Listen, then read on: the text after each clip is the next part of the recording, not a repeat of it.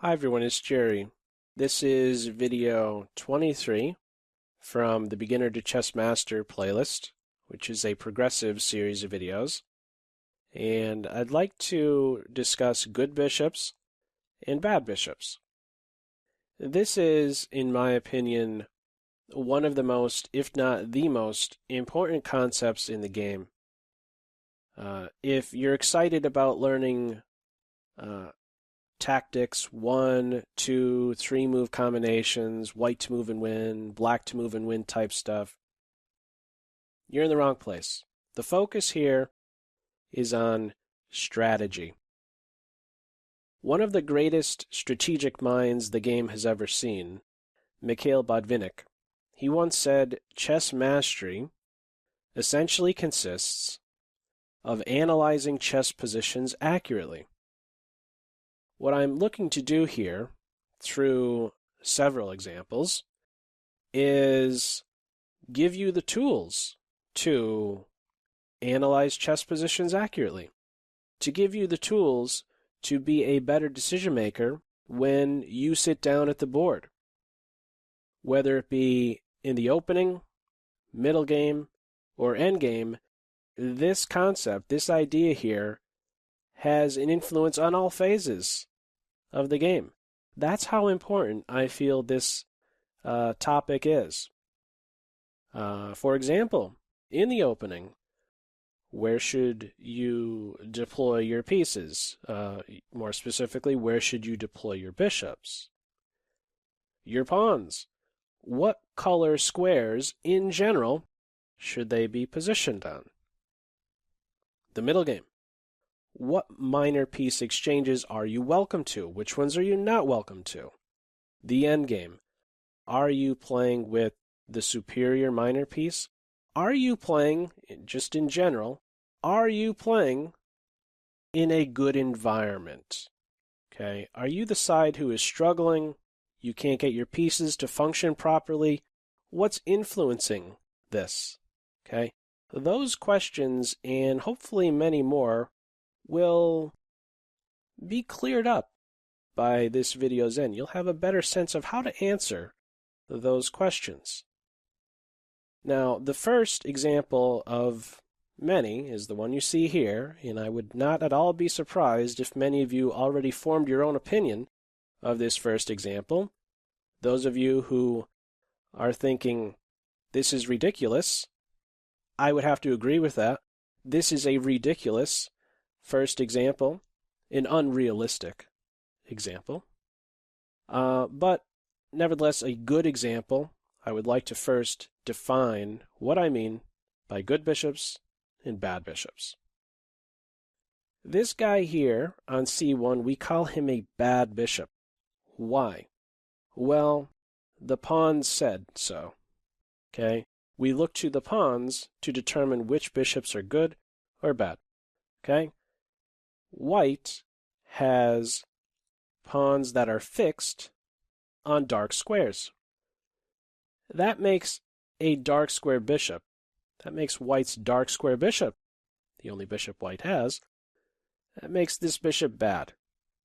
Okay, why? Well, his value is diminished. His mobility is diminished because the pawns get in his way. Now, in this specific example, his mobility is extremely restricted. He will never see a single dark square on the enemy side of the board. Okay, this is an extremely bad bishop, or what I might identify as a tall pawn. Okay, he's really bad. Okay, black's bishop, on the other hand, we consider this the good bishop. Okay, why? Well, notice black has pawns fixed on light squares, and they do not restrict black's bishop. Okay, they do not get in the way or limit this bishop in any way. Now, those of you who have been connected with me for some time, whether you're listening to me as I play a game, blitz game, bullet game, slower game like standard, you have a good sense of how I think and the terminology that I use. Black here has good coordination, we might say. Good coordination between structure and bishop. Okay, another term that I like to use is harmony. Okay, Black has a good blend, a good mix, good control, let's say, of both color complexes. Notice the pawns control the light squares, and the bishop is just a move away from being able to control any of these dark squares. Okay? There is a good blend, good coordination. Black has good harmony between structure and bishop. White does not. White has good control over the dark squares. We can say white has good dark square control, but is weak on controlling the light squares. Right? This bishop will never control any light squares, of course. Okay? In this position, it is white to move. The bishop plays here to defend the pawn. And I'm just going to play out a couple more moves. After bishop to e7, we can see now that white is not even going to be able to defend h4. Black will win this pawn and go on to win the game. This is one of the benefits of having good harmony between your structure and your pawns. Okay, you can target the enemy pawns like this. A couple are under fire, and white will not be able to attend to both. Okay, let's have a look at an example that's a little bit more realistic. Here we go. All right, so a couple instances here of fixed pawns, and just quickly identifying the good bishop or bad bishop in this position. 2 pawns here fixed on dark squares. That's the bad bishop. And this guy here, it's white who has good harmony in this position. Pawns fixed on light, and the bishop ties in very well. Dark square bishop. This is the good guy on c1. In this position, it's white to move. Just playing out a couple more moves here, or a couple of moves. Bishop to e3 now observes both pawns. Black can now defend both pawns. And after king to e4, we have an interesting position. Black is in a difficult spot right now. A term that is used to describe Black's current position right here is Zugzwang, which is basically a position where you don't want it to be your move, okay?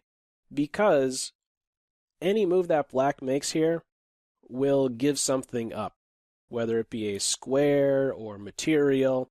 In this case, it's going to be Black will give up a square, and ultimately that will lead to the loss of material. One example of this is, well, first off, if the bishop makes any move, like here, white can pick up the c-pawn, and if black goes here, you could pick up the g-pawn. Any bishop move, and one of these 2 pawns will drop. Any king move, and white will be able to enter with the king. King here, black king goes to d5, and then picks up the c-pawn. Or if he goes here, white goes here and picks up this one. Black is in Zugzwang. Black is in a position where he kind of wants to pass and say, you know what, you make a move, white, but unfortunately it's black to move. You can't just pass like this.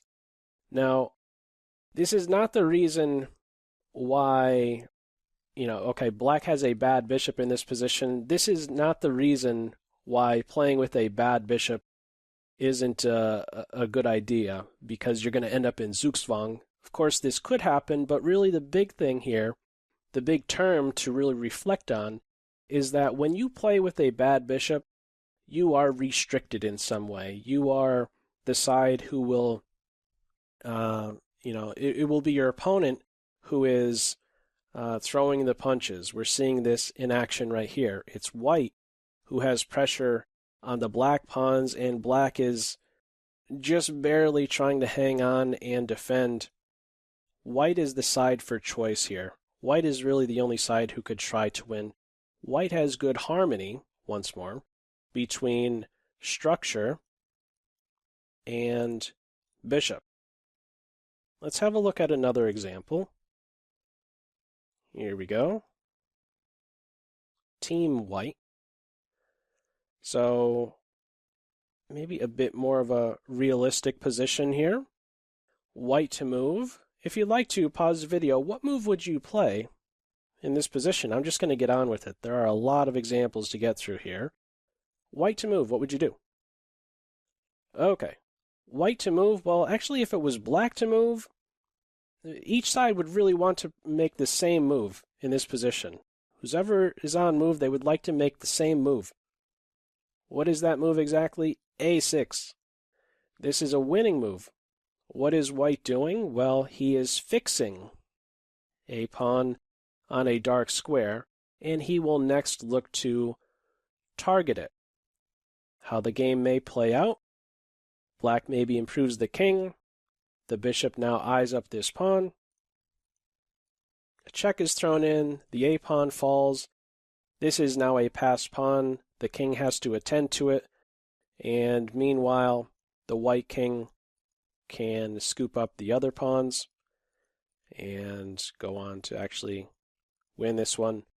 Now being up 2 pawns, white will go on to win. The big thing to take away from this one is in these endgames, ideally, what would you like to have happen? We're working with dark square bishops. It would be a good idea if you could somehow manage to fix your opponent's pawns on dark squares so that you can then target them. White first plays a6 and then goes after this guy here. Okay, if you play bishop to d4, this throws the game away. Okay, white will no longer be able to win. It will result in a draw. Black now gets to play a6, and it may be the bishop who one day comes around somehow and puts pressure on the a5 pawn, and it's white who's having to defend. Okay? Let's go on to another example. Here we go. So this is similar to an example I just showed a couple examples ago here. Notice black has the bad bishop, white has the good bishop, and I just want to show you that the bishop and pawns alone can draw this position. It's almost like you don't even need the king in this position. I want to highlight this idea of harmony and how the bishop and pawns work well together. And in this particular case, you don't even need the king's assistance. For example, what do we do here? Well, the pawns are controlling the light, and the bishop is there to control the dark square. Notice this one's covered, this one's covered. The king could never go to these squares because the pawns are there. And if he ever tries to, let's say, sneak over here, the bishop can always pivot on c3 and guard that square. The whole 5th rank can be, in summary, under control by just the pawns and the bishop. The king, his assistance is not even needed. Bishop to b2, black may try to exchange bishops, and then, after a bishop exchange, black will be able to sneak in and win, but white simply avoids that exchange. He ducks, and just playing it out a little bit more. Suppose black tries something else, like king to e5. Notice the bishop can return here, give a check, and if the king tries to approach one of these pawns, the bishop will be lost. Okay, there is simply no good way forward here. The bishop and pawns alone will be good enough to restrict the black king from making progress. There is good harmony, once more, between white's structure and bishop. Let's have a look at another example, and this one comes from a game I played not too long ago. Pull this one up. This was a 1-minute game, so you'll just have to mind some of the mistakes that are made along the way, but right out of the opening here, I'm playing as white. As soon as this move is played right here, what I'm saying to myself is, this is my bad bishop. We only have one case here of fixed pawns. The e4 pawn and e5 pawn are fixed. We can now identify the good bishops and the bad bishops. Okay, now there are going to be positions where, and we're going to see this, there's going to be positions where, there's fixed pawns on both colors. And it's going to be a little bit trickier to define which bishops are good or bad. In some cases, we might have to just say, it's undefined. Okay, we're not going to be able to see certain position types with a great clarity. In this position here, we can go ahead and identify which bishops are good and bad. Okay, this is from white's perspective here. If we're looking at the white bishops first. Okay, working with many more pieces all of a sudden I realize, but this guy on e2, that's the bad bishop. The one on c1, that's the good bishop. He ties in well looking at the fixed pawns. He ties in well. There's good harmony between the dark square bishop and the pawn on e4. On black side, this is the bad bishop. And this guy here on c8, that's the good bishop. Okay, he ties in well with the fixed pawn on e5. Let's continue. Just making some moves. I want to get to this one position right here. After bishop to e6, one thing I'm already looking to do is exchange light square bishops, or in other words, exchange my bad bishop for my opponent's good bishop. That exchange happens, and what I'm trying to do here, and I know it's just a bullet game, but I'm still trying to apply these concepts here. This is not the best move, by the way. I could win some material. That's not the main focus, however, in this one. I've just exchanged my bad bishop for my opponent's good bishop, and I'm trying to play against my opponent's dark square bishop. And eventually we get to a position, just playing it out a bit more, eventually both rooks are exchanged, and they dropped a pawn. They helped me out a little bit there, of course, but notice the decision made right around here. Pawn fixed right here. I don't want to see this happen because my pawn will be fixed on a dark square, and maybe he'll sneak around one day and target it, so I make sure to play h3, have my pawns on light squares. I'm not playing with the bishop in this position, but I'm trying to play against my opponent's bad bishop.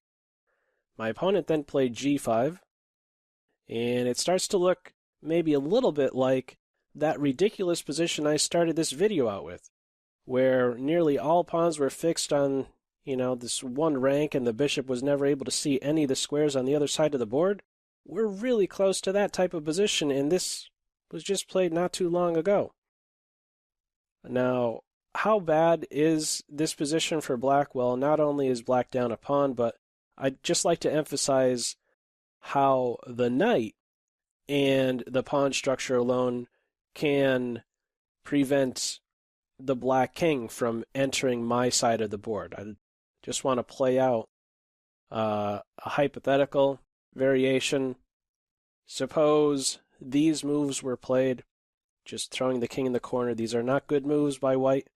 They're not losing moves, but I just want to emphasize that the knight and just the pawn structure alone prevents black from making any good progress. The king cannot enter on a5. The pawns are controlling the light squares, and of course the king is not able to ever make use of the squares that the black pawns are on. There is good harmony in this particular case between the knight and pawn structure. White is playing in this position with, we call this a good knight versus a bad bishop. type position. Now, this is not how the game progressed. From here, what I did was get my king over towards the A file to control that square. This is really the only part of the board I need to control. If I really wanted to draw, I would just go back and forth with my king right here. I'm looking for more. And, well, the rest of the game really isn't of interest to us. Kind of played out like this. These pawns end up dropping. And, yeah, you go on to win. The big thing here is, what decision did I make very early on? I was seeing a way to try and exchange, at this moment right here, exchange my bad bishop for my opponent's good bishop. This is, in general, a very good strategy. This is a welcome piece exchange for white. Moving on, let's put another one up here. All right. There we go. Now, in this position, it's white to move. You'll notice that black is up a couple pawns, but black has bad harmony here. Black has the dark square bishop and 2 pawns. Black is up 2 pawns here, but does not have good harmony between the bishop and structure. So what does this mean? White now has an opportunity to blockade, to stop the pawns in their tracks, not allow them to go forward. King to e2, followed up with knight to f3. There's no way for black to make progress here. Because the pawns are on dark squares, even though black is up 2 pawns, this is a drawn position. White is able to establish what we say is a light square blockade. And there's no way to capture the knight. The knight will always have squares to go to. You could try to take away all of the squares, but there's always just too many for the knight. However you look at it, there's no way for the bishop and king to control all of these squares. And this will be a drawn position because black does not have good harmony between their bishop and pawn structure. This can turn out to be one of the downsides to having, to not having good harmony between your structure and bishop. You can be up material. You could be up 2 pawns. Maybe in some cases even more. And we're seeing that there's a way for white to in fact draw this position. If we look at this position slightly, just slightly change this one up and work with this one here where the pawns are a little bit further back. Notice in that last example, they were really close to queening, right? Well, notice that the black pawns are further back, but notice another thing, and the most important thing here, is that there's good harmony between the bishop and structure. Bishop is on light, pawns are on dark. Black will be able to go on to win. Trying to set up some type of blockade like this will not work. The bishop is always in a position to challenge either piece. Let's see how black will quickly be able to make some progress here. For example, king to f5, king f7, king f4. Black is advancing, keeping pawns on dark squares along the way. King e3, the bishop can help out, and we have a nice blend of control over the 4th rank squares. King to e2, he could actually step up here, and the very next move, for example, will be f4, keeping the pawns on dark. You never really want to end up, in summary, with both your pawns on light squares. You could, at some point, have a pawn on a light and the other on dark, but the very next step you're really going to want to make here as black is something like f4, where you're back to having a nice blend, nice control over both colors of the board. Black will continue in this manner, making progress and eventually promoting one of the pawns. Okay? Good harmony is the big thing here. Pawns on dark, bishop on light. That's good news for Team Black. Black will be able to win this position. Let's have a look at another. All right. Let's see now, right out of the opening, how black can lose. Okay, now some of you may be thinking, why would I ever give up my bishop for a knight? Of course, this is just not a good idea, but this is not a losing move. It's not a good decision, but it's not a losing move yet. Let's see what black does to lose. Just a couple moves away here. Black just gave up the dark square bishop. Knight f3, black castles. After b3, you're going to have to forgive me. Those of you who are a bit more experienced, this next move that you're about to see is going to make you cringe. e6. That move right there, to a player who has a good positional sense, makes you cringe, for me at least. Okay, e6, that last move, move 6 here, it's already a losing move. Wow. Black does not have a dark square bishop and is placing pawns on light squares? Hang on. When your remaining bishop in this case is a light square bishop, in general, you should be placing your pawns on the opposite color, black squares in this case. You need to coordinate your remaining bishop with your pawn structure. This is already game over for black. After bishop to b2, the dark square weaknesses along this diagonal are too great for black. There's no saving black in this position. The knight is struck at now twice, queen and bishop, and if he moves, mate in one way or even a second way. And the other option of, let's say, going to g7, well, hang on. Here comes the g-pawn trying to take advantage of the pin. Black had only stopped this for so long with these type of moves. And in the end, after queen e5, there's going to be no saving the game. White will win the g-pawn and eventually crash through.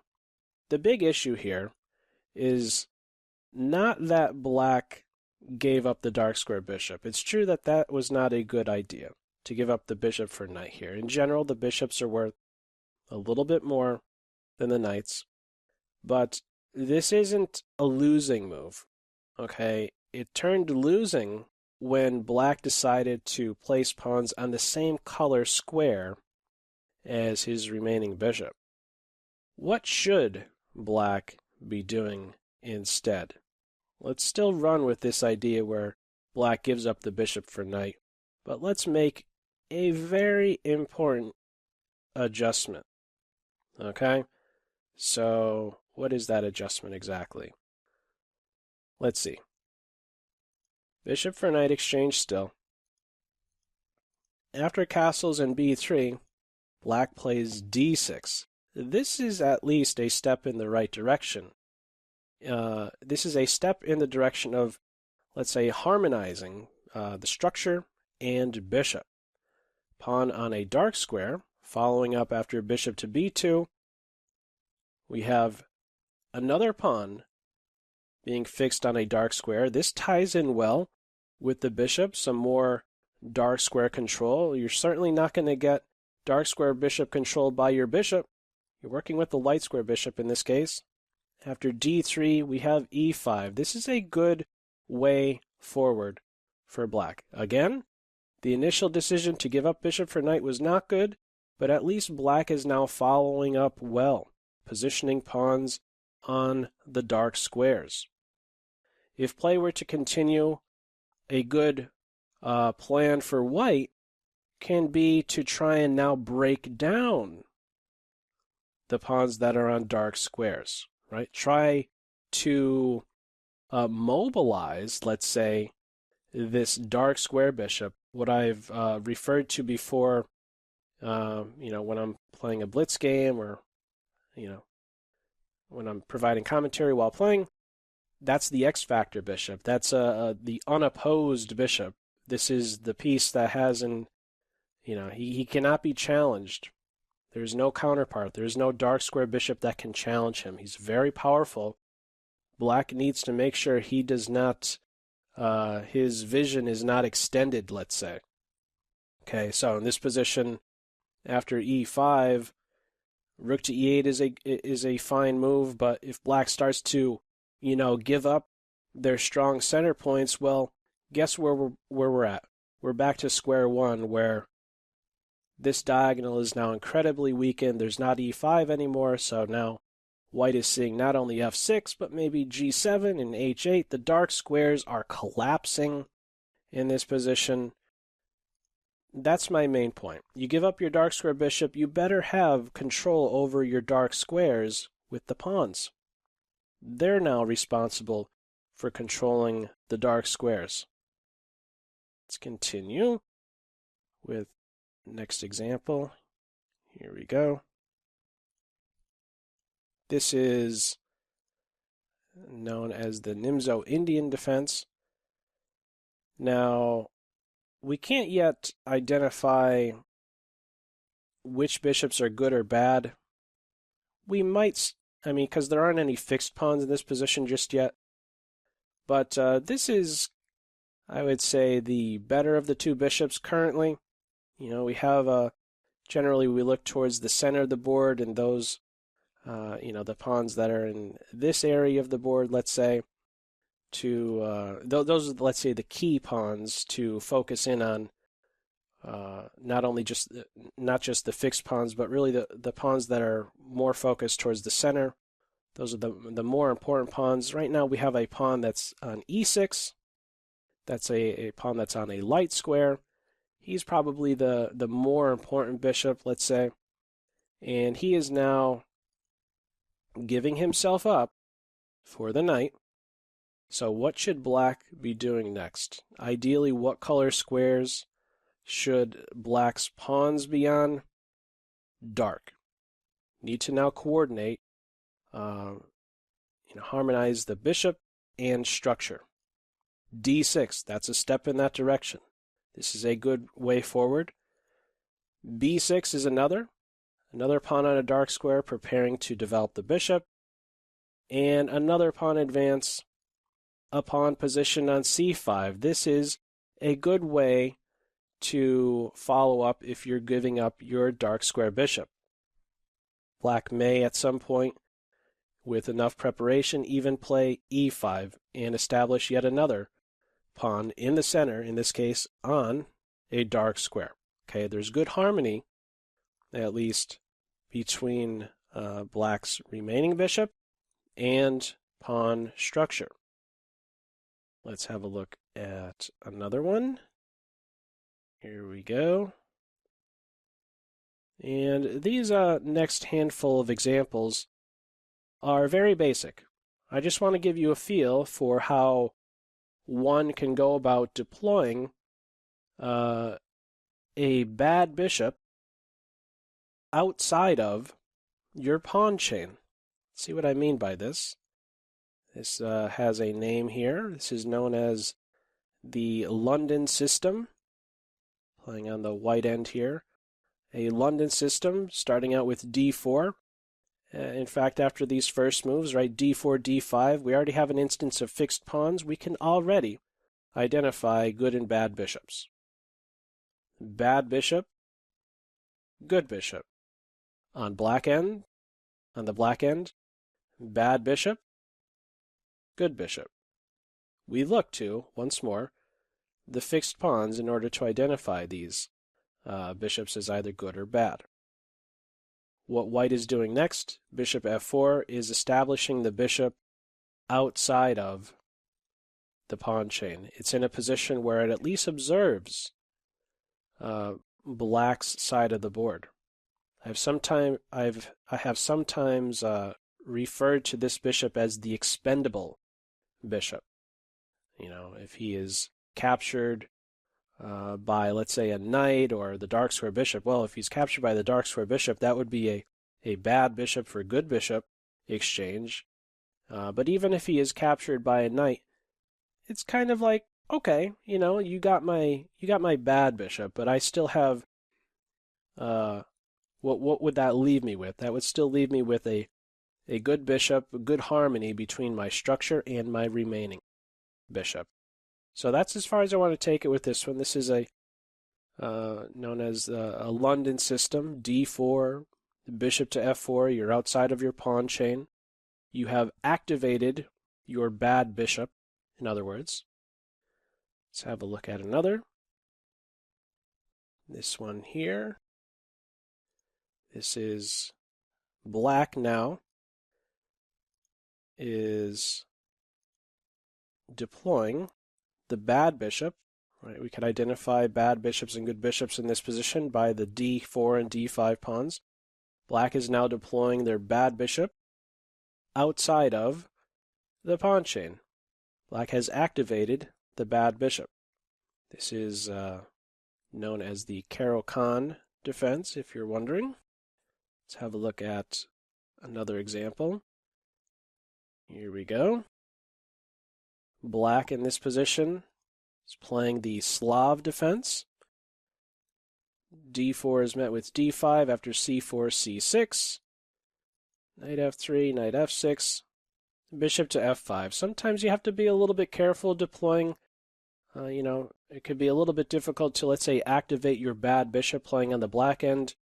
For example, b7 is a little bit weak and can be targeted, but the main focus here, I just want to show you how you can be activating your bad bishop and getting it to play a productive role, and putting it in a position so that it is not stuck behind your pawn chain. Knight c3, e6, and taking it out a little bit further, we're noticing now that white is looking to hunt down the bad bishop in this case. There's a knight for bishop exchange. White is now working with the bishop pair. And how is the structure and remaining bishop for black? It's okay. Black has still good harmony with structure and remaining bishop. Bishop on dark. Pawns ideally in the central area are on light squares. There's good harmony here. Good control over both color squares. We can see the bishop pivoting here, have good control over the light squares, the dark squares, and yeah, good harmony in this position, even though there was that knight for bishop exchange. Black still has that good bishop. That's the more important of the bishops. Let's have a look at another one. Here we go. Okay. e4, d5. This is known as the Scandinavian defense. Queen is coming out early. Now, in this particular case, we do not have any fixed pawns in the center, but you'll notice bishop f5 is played prior to e6. We would consider this guy as, okay, not in the truest sense bad bishop, but, these are pawns that could certainly have gotten in his way, but black did well to do what? Activate this light square bishop first before, he's caught behind his own pawns. For example, if you're playing e6 here, what kind of productive role is your light square bishop going to play? You're just going to be staring at your own pawns. Now, sometimes this happens in a game where your bishop doesn't get outside of your pawn chain, and only later on do you try to get him activated. But, first things first, we want to, in general, know how exactly to activate these pieces. We want to know, of course, which ones are good, which ones are bad. Black is first getting the bishop outside of the pawn chain, then playing e6, and we go from here. Black has a very solid structure. We may even see something similar, like in the last example, a knight for a bishop exchange. Well, that happens again. That's true. We don't have any fixed pawns here, but still, we would say, or I would say here, black has good coordination between structure and remaining bishop. Central pawns on light, we're working here with a dark square bishop. Let us continue here. Another example. Here we go. This is a French defense, e4 followed up with e6. We call that the French defense. And this one is a little bit more involved. You'll notice at this moment here, we basically have a couple sets of fixed pawns. This would be White's bad bishop. This would be White's good bishop. And on Black's end, this is Black's bad bishop. And the other guy is the good bishop. He ties in well with these fixed pawns. Just playing it out a little bit more, I want to see how you can go ahead and activate that light square bishop as Black here. How can Black one day free this guy so that he's no longer just staring at the e6 pawn? We can see a little zigzag type of maneuver, and eventually he starts to observe the white side of the board and put pressure on some of the white pieces. So this is a way you need to be able to identify which pieces are poorly positioned, which pieces are struggling the most. In this position, the knights stand well. They're in this key 16 squares of the board. The bishop on c5 ties in well with the central structure. It's really the light square bishop that needs to play a better role. It's said that one poorly placed piece in your own position and you could really just have a poor game.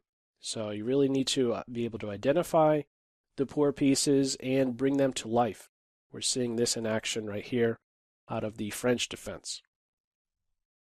Continuing, how many more basic examples do I have? I have no more. In fact, what I do have as an example next, and this may be an interesting example. I have 3 examples like this. You'll notice that the initial piece placement here is randomized. This is a variant in chess known as Fisher random. You begin a game and you don't know what kind of setup you're going to get. It's kind of a mix of minor pieces, and I must admit that whenever I play a variant like this, whenever I play the Fisher random variant, if there is one concept that is in my mind right out of the gates, right out of the opening, it is this one right here. The one that involves good bishops and bad bishops. What I'm trying to do is find a way to activate my bad bishop. Trying to find a good way to coordinate my structure with bad bishop. Now, how did this game play out? I'm not going to go into any great detail here. I was playing as White in this game. This was a 5-minute game played not too long ago. d4 was met with d5, and boom. Already I'm saying to myself, okay, this is my bad bishop. This is my good bishop. For my opponent, that's the bad bishop, and the one on f8 is the good bishop. Okay, I can't really influence these guys anymore. All I could do right now in this case is focus on activating my bad bishop. How do I go about doing this? Already from move 2, I'm focused on getting this guy to a good post. h3, and then bishop to h2. At least he is now playing. I found a way to coordinate my structure with my bishop. He is essentially outside of my pawn chain. He is not, let's say, hemmed in over here, and these guys are in his way. He has a clear sight of my opponent's side of the board. I don't know how instructive the remainder of this game will be. I'll just play it out a little bit more quickly. What eventually happens, that's interesting to note. Okay, something right there. We have a good bishop for bad bishop exchange. That last exchange right there favored White just a little bit. Why? Well, the remaining central structure ties in well with my bishop. This isn't so bad for Black. There's only one pawn on a light square in the center. It's not fixed. Okay, White is just a tiny bit better. There's other factors, of course. White is a 4th rank pawn. versus black's third rank pawn. Okay, that's not our focus in this video, but just playing it out a little bit more. Eventually what happens is I play against the light square bishop, and he kind of struggles. He is not allowed to exchange himself off for any of my pieces. And I'm okay if there's this knight for bishop exchange. That eventually happens. And yeah, I'm making some progress on the queen side. Okay, I have a good knight established right here. This bishop is, he's staring at his own pawns. We now have a bishop for knight exchange. And who stands well in this environment? This is a good knight versus a bad bishop type position. It's true that this pawn is not a fixed pawn in the truest sense. I don't have a pawn obstructing, a pawn that is stopping this pawn from moving, but my knight certainly does a very good job of preventing this pawn from moving. This is a bad bishop versus good knight position, and okay, that's really the big thing here. My opponent fell for a fork, and that was that. But the big thing here is trying to find a way to coordinate my structure with my bishop, even in these type of variants, this Fischer random game. Okay, let's have a look at, there's just two more Fischer random games that I'd like to share with you. Here's another where, yeah, let me flip the board in this one. I'm playing as black in this game. So right from move one, I'm identifying the bad bishops, good bishops. This is my bad bishop, so I'm trying to find a way to get him activated, first supporting my center point. I don't want to give this guy up so easily. They bring the knight out, and here we go. I'm activating my light square bishop, and in fact, I look to give him up right away for the knight, damage my opponent's structure, and then what am I doing? I'm coordinating my structure with my remaining bishop. Pawns on light, bishop on dark. That's the big thing to note. And just playing it out a little bit more, we're seeing a case here. Now it is true that looking at the center pawns here, this guy and this guy, on white's end, we would consider this bishop the bad bishop, and this guy as the good bishop. But this bad bishop is, of course, having a great influence on what it is I would like to do in this position. I want to get my king castled, and I need to get rid of this bishop. He's an active bad bishop. I need to exchange him off in order for me to make some forward progress. Sometimes you have to make these decisions. This is one of them. I trade dark square bishops, and eventually I'm able to get castled. Now it is true, I don't have my dark square bishop. I'm just playing with two knights here. But here's the big thing to note with this position. My opponent has a bishop, right? I don't have any bishops. My opponent has a bishop. I better make sure that my pawns are around to control their bishop. Okay? I do have that. There's, nearly all of my pawns are around to restrict this guy. My queen, she'll be the one who tries to watch over the dark squares in this case. I don't know how much more I really want to go with this one. Yeah, this is as far as I really want to take this example right here. Okay, but again, right out of the gate, you could identify the good bishops, bad bishops, try to activate the bad bishops if you can, and I did just that. And put pawns on light squares, ties in well with my remaining bishop.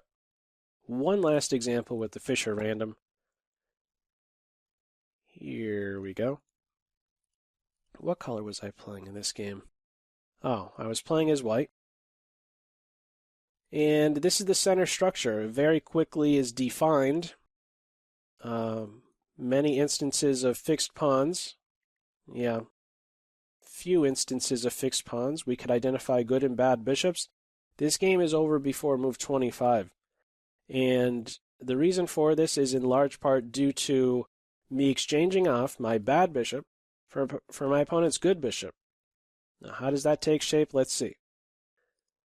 Eventually, right at this point here, I'm already setting my sights on this type of bishop maneuver. I want to get my bishop outside of this pawn chain. Bishop e3 and queen a3. I'm keying in on these dark squares some. Bishop d2, bishop to b4. Look at this maneuver. These are all moves made with my dark square bishop. My opponent, whether he realizes it or not, is exchanging off his good bishop for my bad bishop. Then again, this was a very active bad bishop I had. That exchange comes about, and now I have very good harmony between my remaining structure and my bishop. This guy, on the other hand, is a very bad bishop. Nearly all of Black's pawns are on light squares, and they're working with a light square bishop. Black has, we can say, very poor dark square control. Black has dark square weaknesses. Sometimes I get that question. How do you know if I have light square weaknesses or dark square weaknesses? Yeah, we look to the pawn structure. We also identify what kind of bishop are we working with. Yeah, you have a bishop that's on a light square and all your pawns are on a light square. You have dark square weaknesses, most likely. And I guess just playing it out to its end, we're actually quite close. I'm able to sneak right in, and this is already a game over position. But the big point here, once more, identify the good bishops, the bad bishops. It's almost always a good thing to make a bad bishop for good bishop exchange, right? We saw that in action at this last move here. When I captured on f8 here, I just exchange off my bad bishop for my opponent's good bishop. My opponent, as a result, has now dark square weaknesses that I was able to take advantage of, both my queen and knight jumping into these dark squares. Okay, that's the last of the 960 examples. Let's have a look at how we can go about trading off a bad bishop for a good bishop out of, back to regular chess. Okay, quickly observing the bad bishops and good bishops, we can look to these pawns here to define which bishops are good or bad. This is bad, this is good. This is bad on c8, this is good. Let's see what Black does in this position. This is the bad bishop, keep in mind. After castles, this is a fine move. Black's last move, it may seem a little bit weird, right? Developing the bishop to the edge. Okay, normally we think moving the knight to the edge is not so good, but okay, yeah, there's a clear purpose here. What is Black doing? Trying to exchange off their bad bishop for White's good bishop. That happens, and that's as far as we want to take it. The resulting structure for Black is very good. Good harmony between structure and bishop. Let's continue. Having a look at this next example. Here we go. And there's just another take on this position. Similar structure, same pawn moves as in the last example, but now we have, this may strike some as a little bit odd. Why is Black deploying their dark square bishop in a position like this? Why is Black all of a sudden, let's say, welcome to their good bishop being exchanged off for White's bad bishop? Well, Black has a clear idea in mind with this. And what is that exactly? Well, Black wants to liberate his bad bishop. Black wants to push through with the e5 advance so the bishop can come out along this diagonal. So it's maybe a little bit weird to view it like this, but Black is giving up his good bishop for White's bad bishop in order to help activate, in this case, the bad bishop. After this exchange, That's as far as I want to take it. I don't know really in this position that I really consider either bishop as good or bad. There aren't any fixed pawns. Yes, it's true there's a central pawn here that is on a light square, so okay, it could get in the way a little bit. It could get in the bishop's way a little bit, but yeah, this is a completely evenish position, and yeah, I just wanted to emphasize good for bad bishop exchange in this case in order to free up. There's a clear idea in mind with this giving up the good for bad bishop exchange, and that is to activate the bad bishop in this case. You should always have a very good reason if you are to give up your good bishop, and black has justification for this piece exchange. So let's have a look at another one. Okay, here's an example where black simply gives up his dark square bishop for the knight. Now that's the good bishop that black just gave up for the knight. What does black get in return? Well, black damaged white's queenside structure. Okay, it's not, there's something that black got in return for giving up the good bishop. It's important that you get something in return for that. That is the better of the two bishops that black just gave up. Black would now have to take very good care over the dark squares because black now does not have good harmony between the resulting structure and bishop. Pawns on light, bishop on light. You better be really careful. You do not have good dark square control. But on the other hand, black has damaged white's queenside pawn structure, and there are. This is tying in now with video 13 from this playlist. There are holes created by making this capture. Black has now saddled white with some holes on white's queen side of the board. C4 and C3 are an example of holes in this position. Let's have a look at another example. Still out of this opening here, but getting it to a good knight versus bad bishop position. Here we go. So this is a French defense, if you're wondering. The variation where the bishop takes the knight here is known as the winoir. And if we're to continue it or play it out just a little bit more, what black can try here is a bad bishop for good bishop exchange. We get just that. And taking it a step further, if black can somehow manage a knight exchange, and we do have that, the resulting position here, this is a good environment for black. Black is playing with a good knight versus a bad bishop. This knight will take up a wonderful post in this hole on c4, a light square, and no one can challenge him. The bishop will not be able to challenge him. Pawns, just by the definition of it being a hole, the pawns, of course, cannot challenge a knight that is on c4. Black is the preferred side here. Continuing with these examples, here we go. What do we have here? Here is an example of something you should not do. Here we go. What should you not do? What is an example of something you should not do? Let's see. There aren't any fixed pawns, but if we have a look at the bishops, on white's end, I kind of like both bishops. I don't know that we could really say. This will sometimes happen. It's just kind of undefined. I can't really say that either bishop is bad here. There aren't any fixed pawns for white.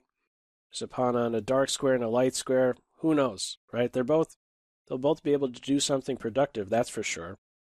On black's end, we'll have an easier time defining which one is worse off. You know, this bishop here is the good bishop. It's really the one on c8 who is bad. Okay, so here's something you would not want to do as an example. After bishop to d7, don't you dare take that bishop. That is a piece of garbage that was just captured right there on d7. That is a bad bishop. What's more, that's a bad bishop behind a pawn chain. That is a bad bishop behind a pawn chain that does not even serve any useful purpose. Okay, it's a completely dead piece. This is something, you know, if you just have it in your mind that, oh, knights are worth, or excuse me, bishops are worth more than knights. Well, here's my opportunity to take the bishop. No way.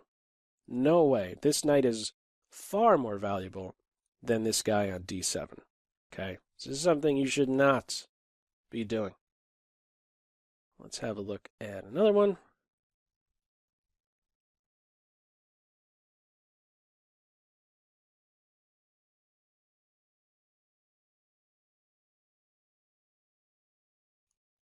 Here we go. A French defense. Okay, you ready for this one? Where are all the chess players who like giving checks? Raise your hand. You love giving checks, right? Bishop to b4. Hang on, though. That's your good bishop that's coming out there to give a check. Are you sure you want to do this? Watch what happens. Bishop d2, bishop takes bishop. Thank you so much, Black. Thank you so much. You just gave up your good bishop for my bad bishop. Now, watch what happens. Okay? This guy's the bad bishop. Got a good bishop. Ties in well with our structure. Good harmony for white. Not so much for black. And the queens come off the board. This guy is not going to be able to exchange himself off for anyone. These are not the most accurate moves being played here, of course. But just to illustrate, we have another case here where it is a very good knight versus a really bad bishop. Okay, bishop that is obstructed by his own pawns behind his own pawn structure, and this knight is going to camp out. A couple very good options here for the white knight.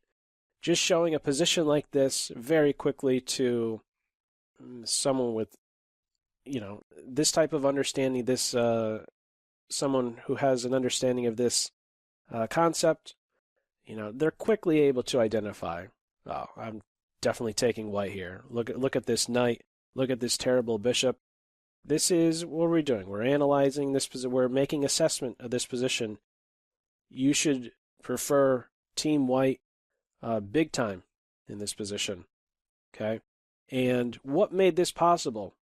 Maybe you're a player who would be really excited. Maybe I think in some players' minds that they get excited that you know you're giving check to your opponent.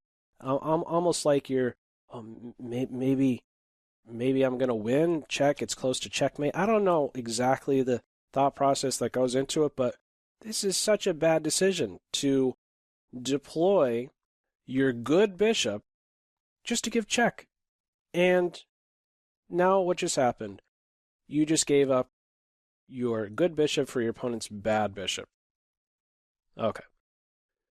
Something to shy away from. Black should not be playing a move like bishop to b4. Now, things are going to start to get a little bit more involved here. Let's bring up another one. And this is a game I played. Not all the games that I'm showing here are games that I played, but this is another one I played, playing as white. This is a 1-minute game. So let's see. At what point can I kind of identify good or bad bishops? Right around this point, I'm not really seeing, you know, I'm not really identifying either my bishops as good or bad. Okay, maybe I'm tending more towards my dark square bishop as being bad, but as it is right now, there is not yet any pawns fixed in the center. Takes, d5. Okay, after d5, e5, boom. right here. Now I'm saying to myself, okay, that's my bad bishop. This is my good bishop. I'd really like to exchange him off. Let's see what happens. Get my knight out. I'm now keying in on this hole here on c5. Okay, let's get on with it. Bishop g5. What does my opponent do? Bishop to e7. Thank you so much. Thank you so much. That's your good bishop. This is my bad bishop. Yes, let's do it. Now, I have good harmony between my remaining structure and my bishop. What happens next? I take out the knight. I play h4, and now I have complete control over this position. Control over the dark squares, and this bishop will never even see a single square on my side of the board. I think, yeah, what was it? The first example I showed in this video. The one that I said, yeah, you're probably thinking it's ridiculous. It's kind of like, you know, we have that going on here for black. A full rank of pawns all in light squares. This bishop, he's never going to see any square on my side of the board. How did play continue? Well, it was so bad, black felt the need to give up the exchange, as otherwise this knight is going to be superglued into g5, and there's going to be nothing you could do on the king side, and you could already do nothing on the queen side because of the control over the c5 square, the c5 hole. The big problem here for Team Black is that they're playing with the tall pawn on b7. Yes, this is a tall pawn on b7. Okay, he's a really bad bishop. Just playing it out a little bit more to show eventually Black is at a point where you could do nothing but simply shuffle. Okay, clearly these moves here are not productive. I know it's just a bullet game.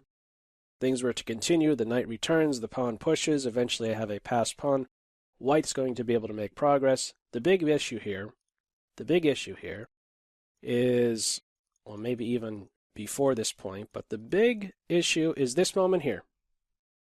Bishop e7. That's my bad bishop. Exchange for your good bishop. And what this could ultimately translate into are situations like this, where you're left with a really bad bishop that is not harmonized with your structure. Really bad bishop stuck behind your pawn chain in this case. Okay. Let's have a look at another one. Here we go. Okay. Let's see what we get here. Okay, this I think will be a bit more instructive now. As I mentioned, I'm trying to present these examples in a progressive way. So here we go. After e5, takes already. This moment right here, 5 moves in. Good bishops, bad bishops. We should have that down by now.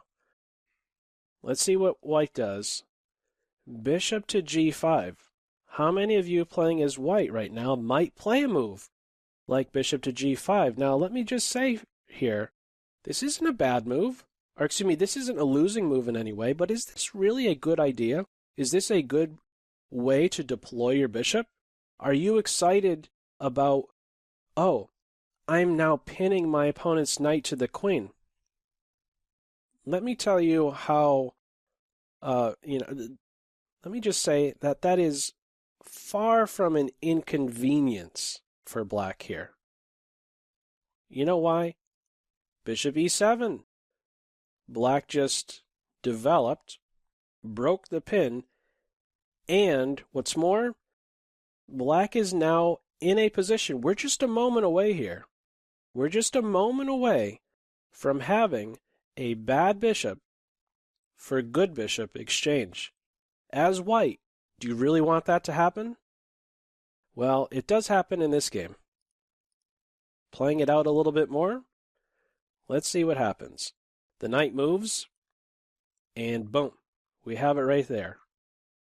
Good bishop for bad bishop exchange. Does white have good harmony between structure and bishop? No. Let's also consider something else in this position. Looking at the center of the board, let's look at the 4 center squares, these guys here. Any holes for white? Oh yeah. This guy here on d4, that's a dark square. White is going to find it very difficult to control the d4 square. Black could now devise a plan to eliminate any piece that could try to control the d4 square. Okay? We already know this guy in e4 won't be able to do it. It's only the knights that will be able to, let's say, shoo away a minor piece that sits on the d4 square. But if black now follows up and makes the correct kind of piece exchanges, right? There's no way the knight's going to take the bishop on e2. No way. A knight exchange happens, and this is this is a bishop that ties in well with black's structure, but what black's doing now is eliminating the last piece that could watch over the d4 square. And what do we have? Another instance of a good knight versus bad bishop position. After knight to e6, this is as far as I want to go. This environment is fantastic for Team Black. The knight will camp out on d4 and make these rooks that are currently controlling the only open file in the game, the d file, they will be shut down. The knight will drop into d4 and be an animal. He's going to be a beast on d4. Okay, he sits now in a hole in the white position. Now, this was made possible. How did this come about? Because of this early decision right here to even play bishop to g5. That's your good bishop. Take better care of him.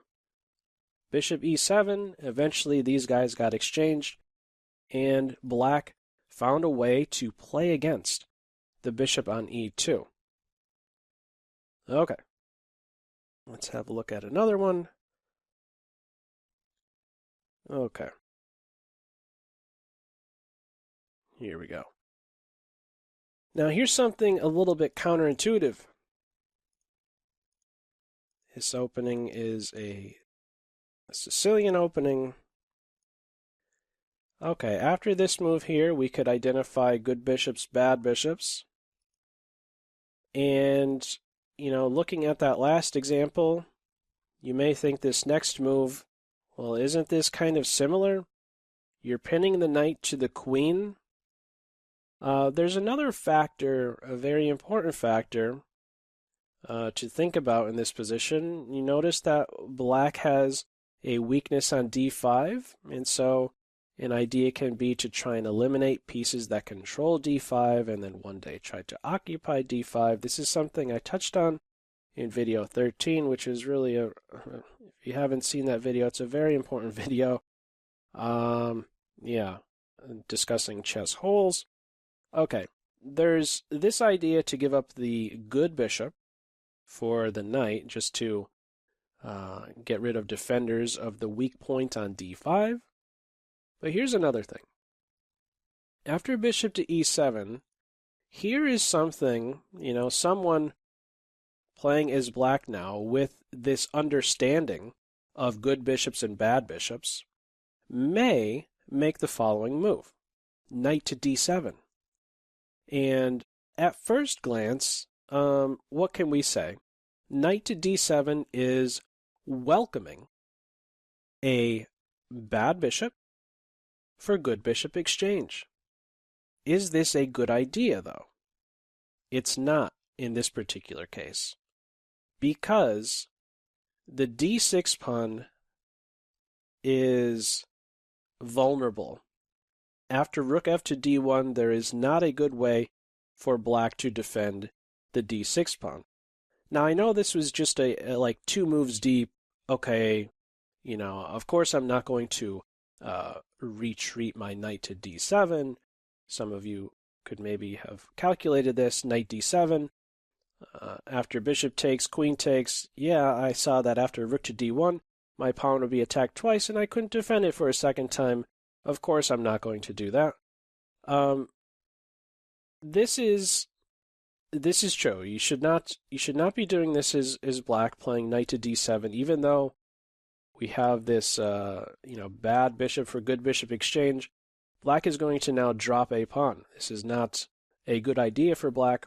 What we're observing here, this is the main point, What we're observing here is that sometimes the bad bishop can be very important. Or in this case, the bad bishop is serving a very useful role.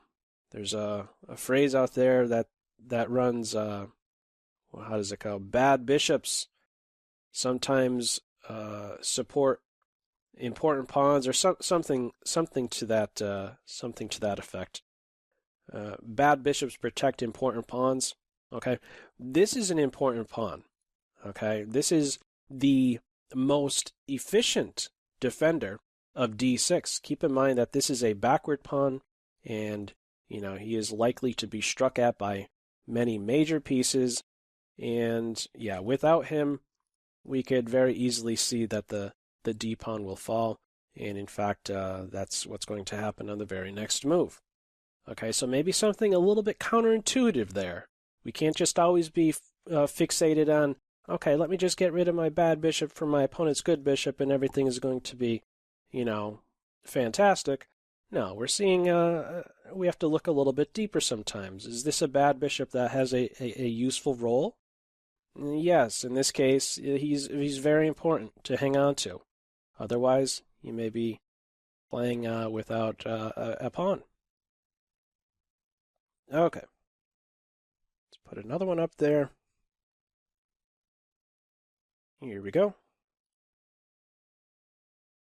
Another Sicilian.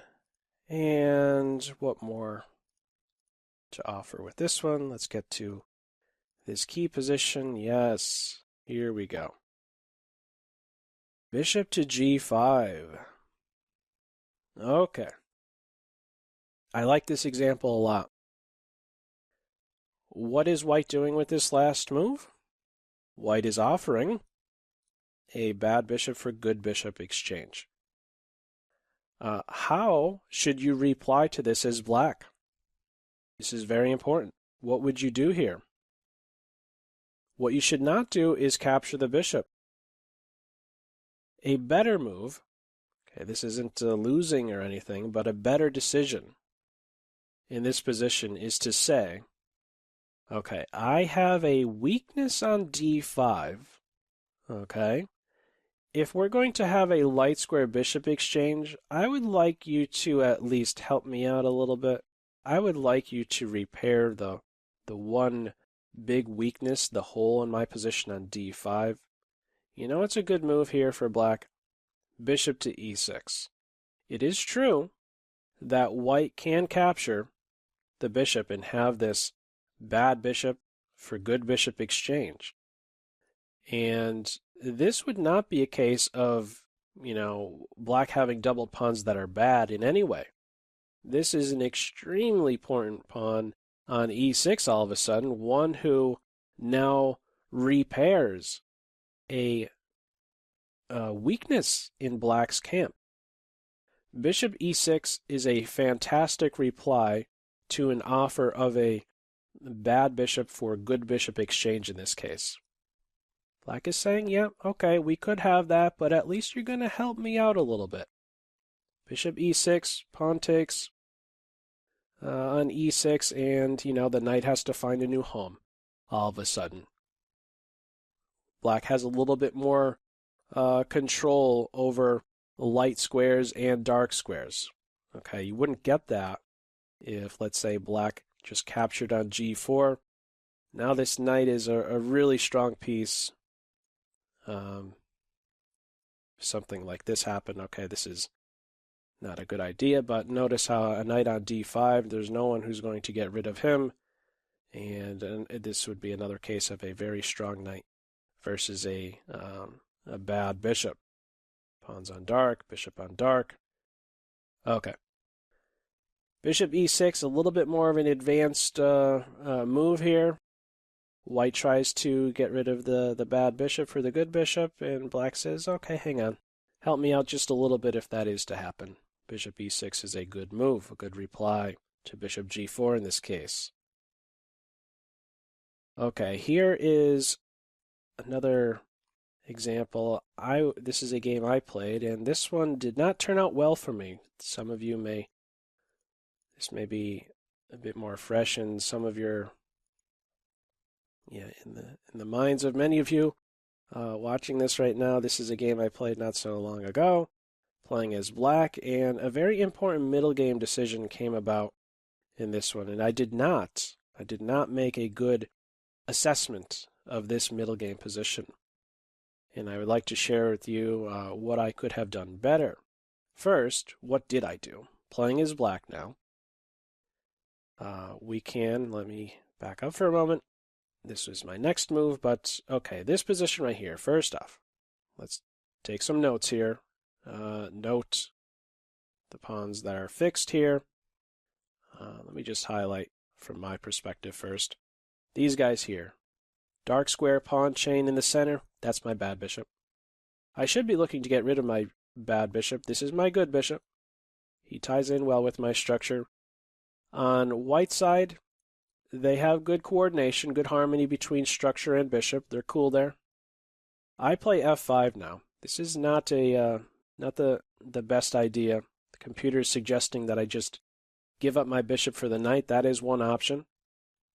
But even after this f5 move, this is where I made a really big mistake. Okay, I played bishop takes f5, and my opponent replied very well. Okay, there's now a chain reaction of captures here. This is my good bishop, keep in mind. My opponent takes out my good bishop, and then takes out my knight, and I knew that this would happen. I knew that I would be left with a bishop that did not tie in well with my central structure.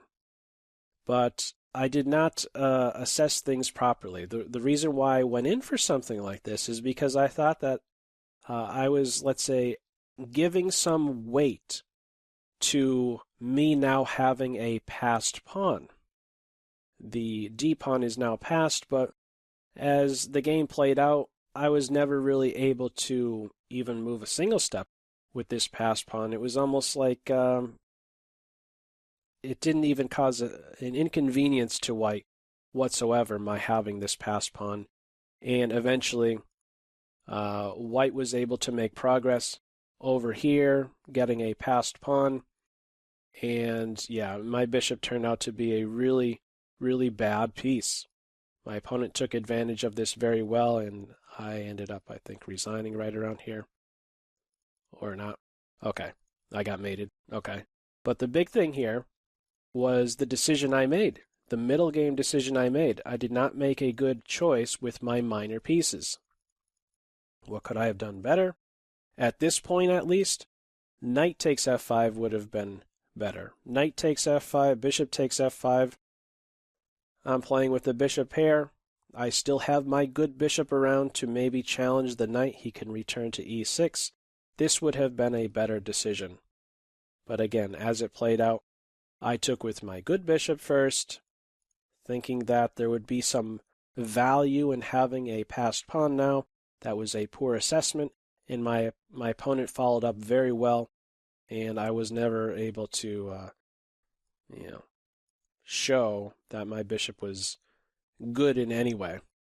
Yeah, okay, this is a bad bishop. I should refrain from using that term too frequently. Yeah, this is a bad bishop. I do not have good harmony between my structure and my bishop. My opponent punished me because of that. Really, really strong knight on d5. Good knight versus bad bishop position. And yeah, as you saw, I ended up getting mated. I do not have too many more examples. Okay, here we go. Let's see what we have here. Oh, this is just a quick example to show central structure, fixed pawns. This is the bad bishop. This is white's bad bishop. But they're both very active. And so sometimes this will happen in a game where, you shouldn't be so hesitant to exchange your good bishop for your opponent's bad bishop. Like right now, black's last move is bishop to e6. Sometimes the bad bishop can be so actively placed that, you kind of have to neutralize it. And that's exactly what we have going on here. This is a really strong diagonal. This is a bad bishop that is outside of white's central pawn structure. Black is doing what with bishop to e6? Trying to neutralize it. We have, it's true, a bad bishop for a good bishop exchange. And white, this is a strong bishop bearing down at the white king position. White here is welcome to a bad bishop for a good bishop exchange. Sometimes that could happen. Just want to show an example where the bad bishops can be so actively placed that you kind of have to try to get rid of them. Okay. And yeah, how many more examples? About 7 more. A couple games to close in this one. Here's an example where, sometimes it's just difficult to define which bishops are good or bad. This is a case of a quadruple fianchetto. Notice there isn't any great definition in the center. There isn't, the pawn structure is not really defined, no fixed pawns. And yeah, I just want to show you a case where, it's not always going to be, you're not always going to be able to say, oh, this is my bad bishop, this is my good bishop. Here's an example where I don't really know. I don't really see that factoring in so much in this position type. That's really my main point here. Could very well see, all bishops simply being exchanged for each other. No defined structure in the center with that one. Let's have a look at another one. Here we go. Okay, we have some fixed pawns, and okay, something is defined here. So, bad bishop. It's tough for me. I could say that this is a bad bishop for Team Black. This is the good bishop. For white, okay, I mean, there's just one pawn here, but I would be really hesitant to just say, oh, this is a bad bishop. You have to, I mean, there's going to be other things you have to factor in. And this is an example. This position is, when you have a bishop fianchettoed like this, he is, when you have a bishop fianchettoed next to your king, he will often have a very important role. Earlier I was talking about a bishop on e7 having an important role of defending the pawn on d6. Sometimes your bishop can be an extremely important defender of your king position. Without that bishop around, your king may be vulnerable. Let's see how this one plays out just a little bit. Notice there is a hole on the d5 square. White is focusing the attention on d5, taking out pieces that can control d5. White is devising a plan here where try to play against this bishop, the bad bishop, knights exchanged, light square bishops exchanged. Here's just another quick way to illustrate a good knight versus a bad bishop position. Okay, but this one not is super clear, at least on the white end, for me to say, okay, yeah, this is the good bishop or this is the bad bishop. Sometimes it could be a little bit tricky. And as this one played out, strong knight versus a bad bishop type position. Let's have a look at another one. Here we go. E4, C5 in this one. Okay, a Sicilian. And we have both sides castling on the king side. And yeah, this is another one that's maybe a little bit tricky for me to say which one is good or bad for black. There isn't a great defined structure in the center. For white, it's this guy here who's restricted more so than anything, right? This would be, let's say, the bad bishop, and this would be the good bishop. So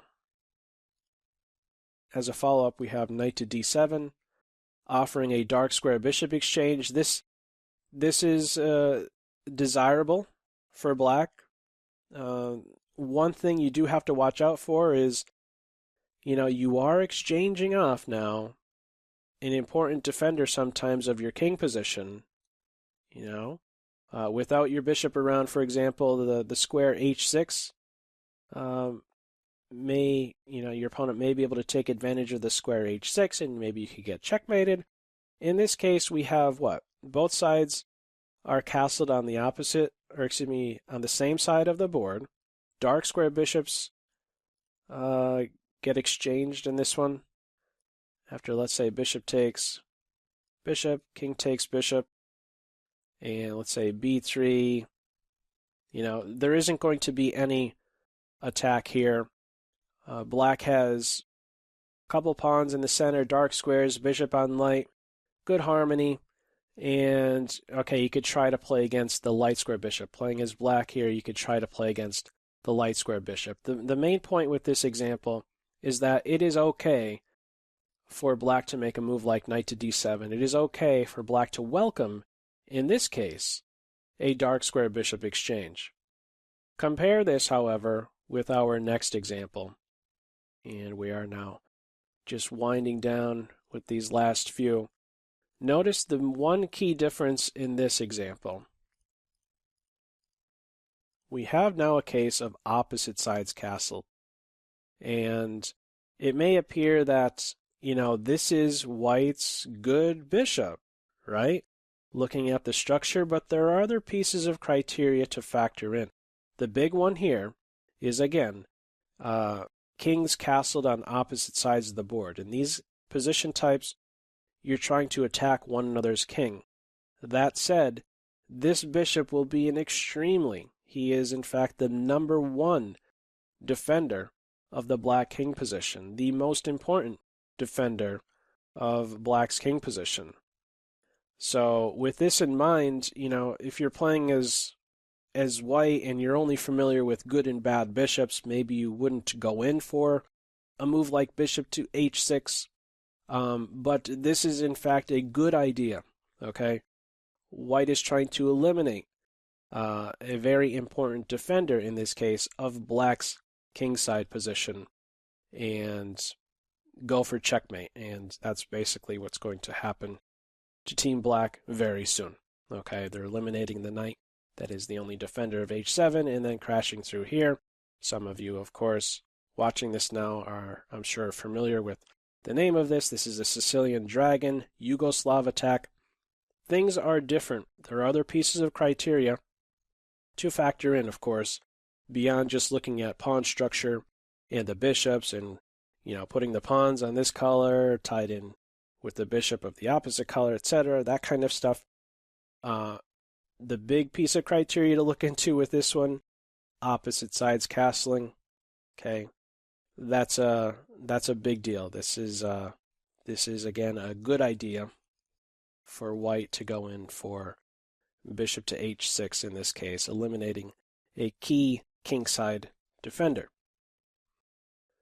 Carrying on, just 3 more examples and then 2 games as a close.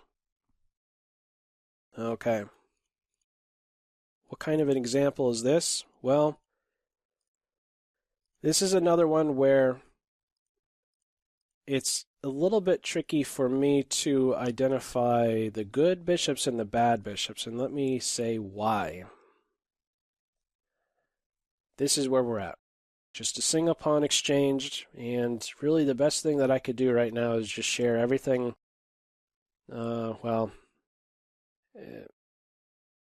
share as much as I can about this position type. I just want to take you through my train of thought here with how I maybe try to break down this position where it's clearly, I should refrain from saying clearly. It's difficult to maybe come right out and say, that's the good bishop, that's the bad bishop, because look at the fixed pawns.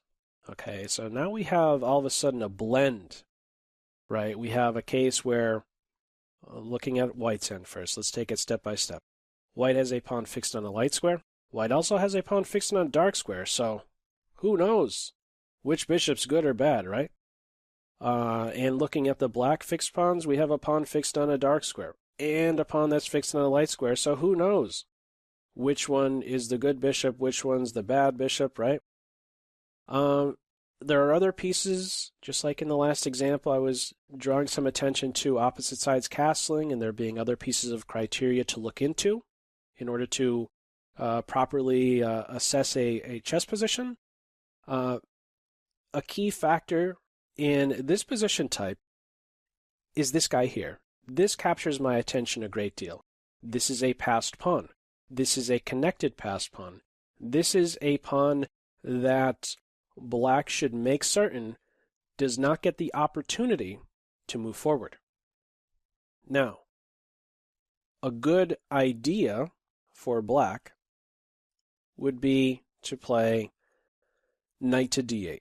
What is black looking to do here? Blockade the passed pawn. This is the very first thing that I looked into. Okay? I would like to have a knight there to blockade the pawn. Now, this is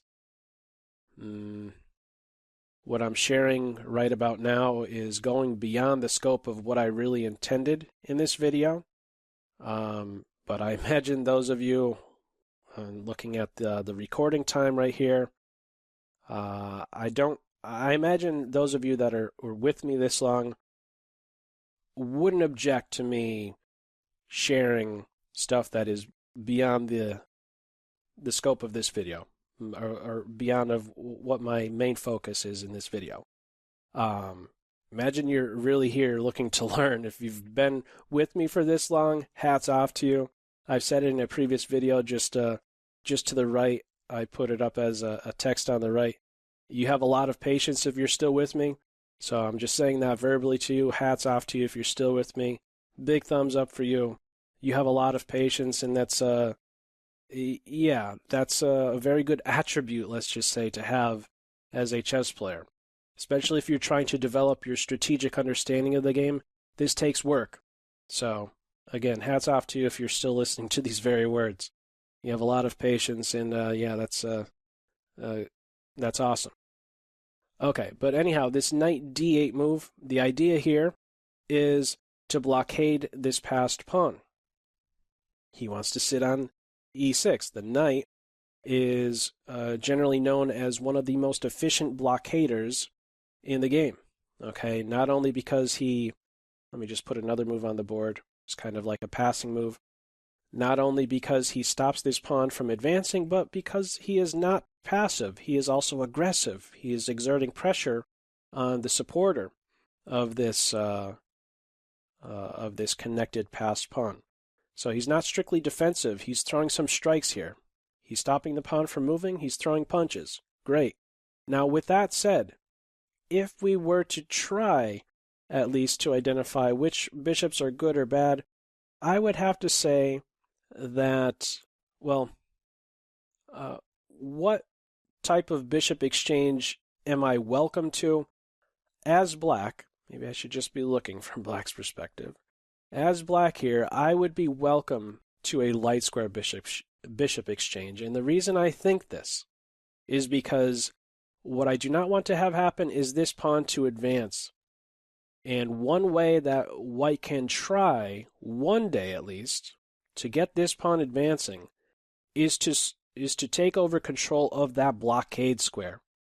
Now, which of the two bishops on white's end will be able to support this type of advance? It'd be the light square bishop. With that in mind, I'm okay with a light square bishop exchange. I'm okay with a light square bishop exchange. As black, I would try to play against the dark square, white's dark square bishop in this case. Now, I know this is a little bit more sophisticated, but I wanted to show you that it can, of course, get a bit more complicated, and you probably hear in my explanation here. It's a bit involved. This is a complicated game, but I'm still trying to offer some insight as to how we could still even in this position type where it's just a single pawn exchange, how we could still try to maybe break down this position and accurately assess these positions and try to determine what piece exchanges are we maybe okay with or not okay with. Okay. Is that all I wanted to add with that one? I think so. Yeah, let's go on to just these last two examples and then two quick games as a close. One of them is mine and another one is one of them is mine from 2004, a tournament game, and the other one is a game from Bobby Fischer, Fischer Petrosian. So the quick idea, now this one isn't nearly as involved as that last example. Let me just point a couple things out. What's happening here? Okay. Black no longer has a dark square bishop and is now doing well to position some pawns on dark squares. And this is as far as I want to take this example after d5. Now, you'll notice I've, pointed out your remaining bishop, central pawns, have some good harmony, pawns on dark, bishop on light, everything's great. If we look from white's perspective, white is playing with a bishop pair, right? And what color squares should they be on when you still have two bishops, right? Let's just pretend that these two knights are no longer there. And what we really have is a bishop, two bishops versus a knight and bishop position, right? When you have two bishops and your opponent has a knight and bishop, what color squares should your pawns be on then? Is there a way that we could determine that even though we're still working with two bishops? Now, I don't know how much of a guide this will be for you, but I'm going to share how I reason my way through these position types, where it's not as simplified, right? We're not working with a position type where, okay, I only have one minor piece and you have one minor piece. No, it's a little bit more involved here. In these position types, this is what I say to myself. Where is my X factor bishop? My dark square bishop, my unopposed bishop. In this case, white's unopposed bishop is the dark square bishop. There is no counterpart, right? Black does not have a dark square bishop. So as white, I'm saying to myself, this is my X factor bishop. That's the bishop I want to coordinate with my structure. Okay? What is... I'll just share, this is some train of thought that I have. What is probable is a light square bishop exchange. I can see that happening in this position. Somehow or another, I could see a light square bishop exchange. That is not far-fetched. Okay? And when that happens, what would I like to have? I would like to have my pawns positioned on light, and that's going to tie in well with my remaining bishop as a result. So that's just a quick little tip when you're working with, two bishops versus a bishop and knight, or, well, as it is right now, right, two bishops and a knight versus two knights and a bishop. Where's that X factor bishop? Let me coordinate my pawn structure with that X factor bishop just in the event that there's a light square bishop exchange. At least I'll have good harmony between my structure and my remaining bishop. Okay. I don't know how helpful that was for you, but for what it's worth, that's the train of thought. That's what I use to help guide my own play. And one last one before we get to these two games as a close. Still touching on this idea where one side has the bishop pair.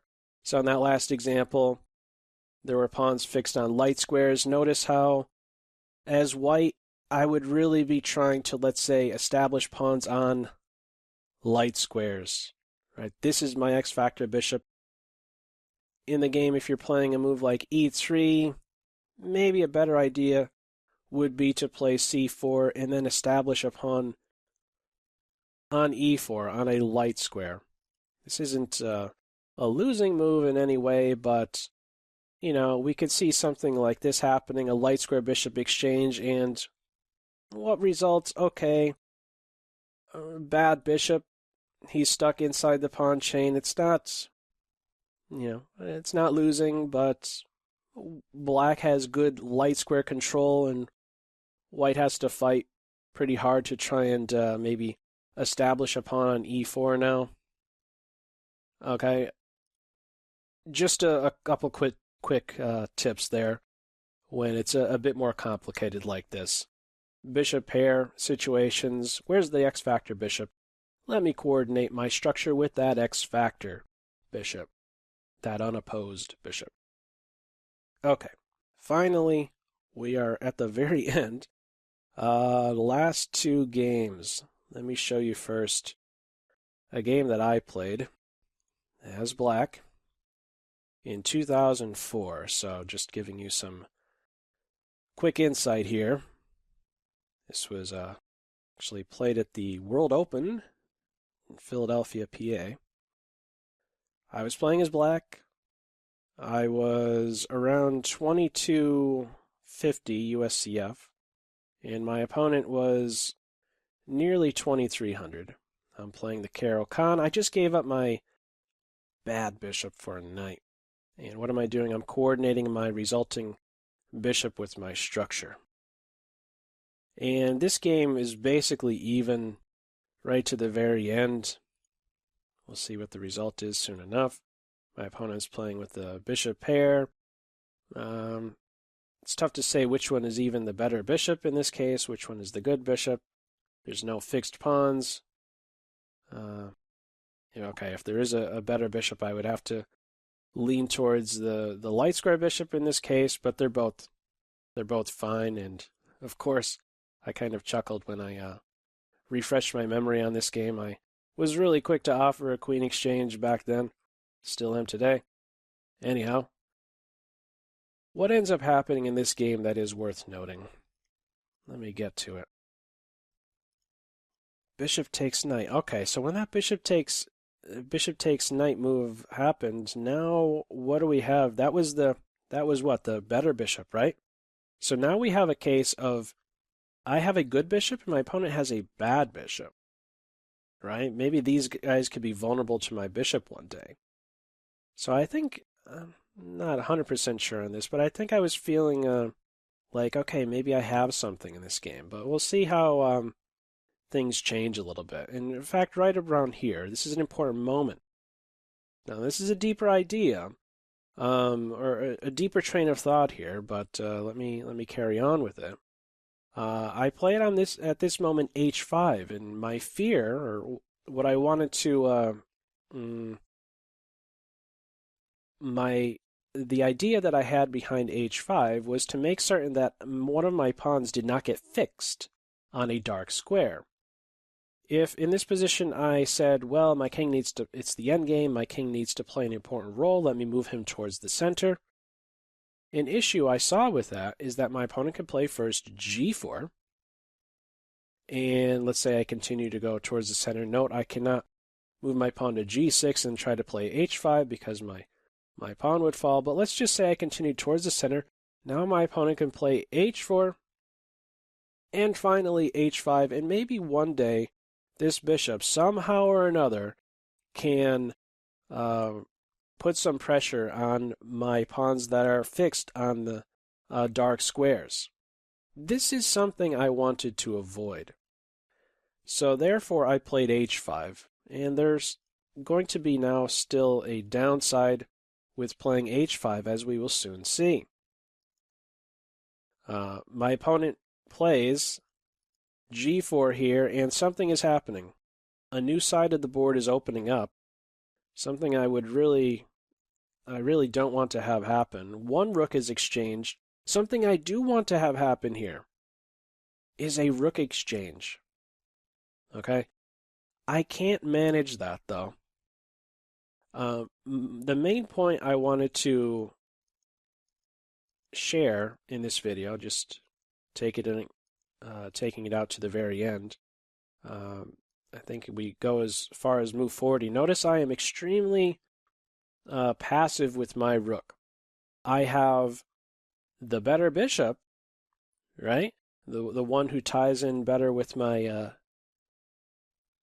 my bishop ties in well with my structure. Their bishop, not so much. On the other hand, look at my rook versus their rook. There's another key piece of criteria to look into.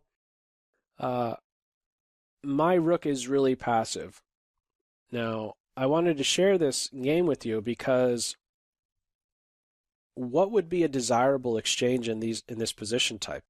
If I could somehow manage to exchange rooks, I would be the one who is having an advantage. There's like no way I'm going to lose this as black if the rooks are off. But with the rooks on, my opponent has pressure on me.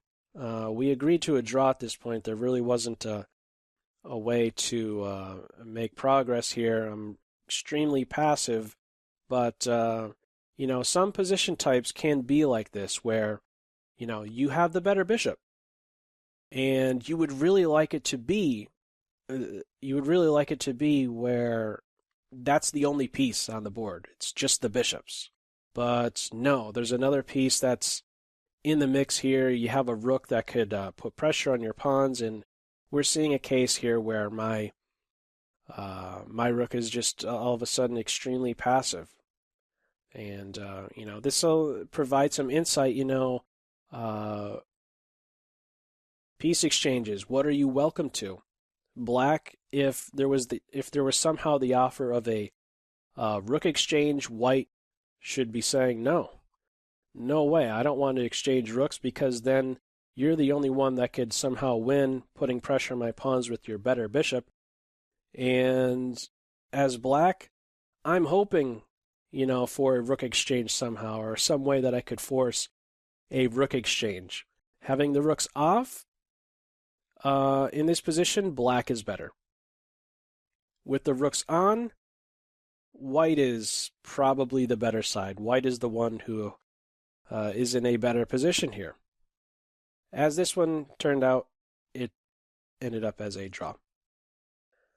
Okay, last game, and the reason why I want to emphasize this game here, which is between Bobby Fischer playing on the white end, and Tigran Petrosian, game from 1971.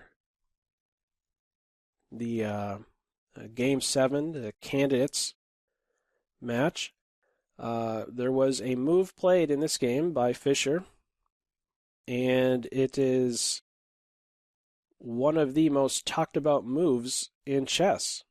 So what move did Fischer play that was the most, or one of the most at least, talked about moves in chess? You ready for it? That one right there. Yep. That move, knight takes bishop. Now, there aren't any fixed pawns here. Well, in a way, there are some pawns that are on light squares, you'll note. And so this bishop isn't really the greatest piece in the world. Compare this with the knight that stands very well on c5, right? He's in a hole, he's on a dark square, difficult to chase away. Right? Only the knight could try to maybe chase him away. No pawns. This is a hole. And so the decision to play knight takes bishop, got a lot of people talking. Why in the world would you give up the knight for bishop? Well, this is a really, it's a deeper idea. I showed an example earlier where there was you gave up, you had the bad bishop for good bishop exchange. Or no, that wasn't the example. It was one where I said, don't take, the knight was on e5, and I said, don't you dare take that bishop.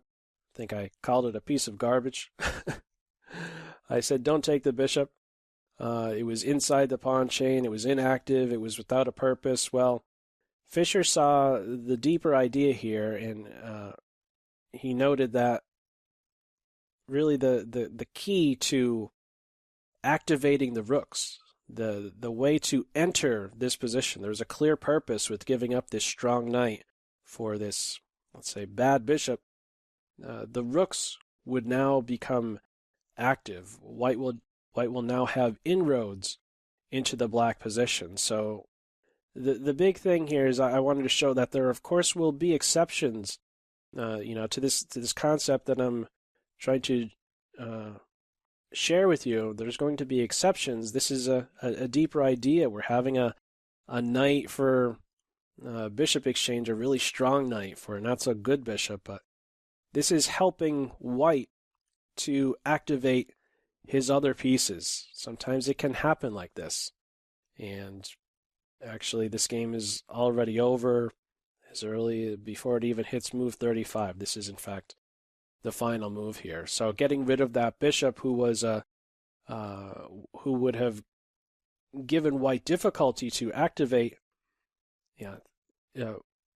Black had a light square bishop that would limit white's rooks, right? The white rooks would not be able to enter the black position so easily if black still had the bishop around. Fischer took out the bishop. The rooks were able to sweep in. We see it right now, 2 rooks on the 7th rank. If play was to continue, I don't know, playing a move like knight to d5, you could just take the knight, and eventually how are you stopping this idea of checkmate with rook to h8? The big idea here with this last final example, this last game here, is there's going to be exceptions, but the big thing here is that we need to know first, what is the general principle saying? How should we be coordinating our pawns with our bishops? What kind of piece exchanges are we welcome to? Those minor piece exchanges, so forth and so on. I think that's all I wanted to share. This is, longest video for sure in this playlist. If you're still here, big thumbs up to you. You have a lot of patience, and that's a fantastic, that is a fantastic attribute to have as a player who is, I assume, if you're still with me, you're one who is really looking to improve your play. And I hope, as usual, a video such as this is useful to your own game. And I will catch you in video 24. Feel free, as usual, to leave any feedback to this video in the comment section below. And I will catch you soon. That is all for now. Take care. Bye.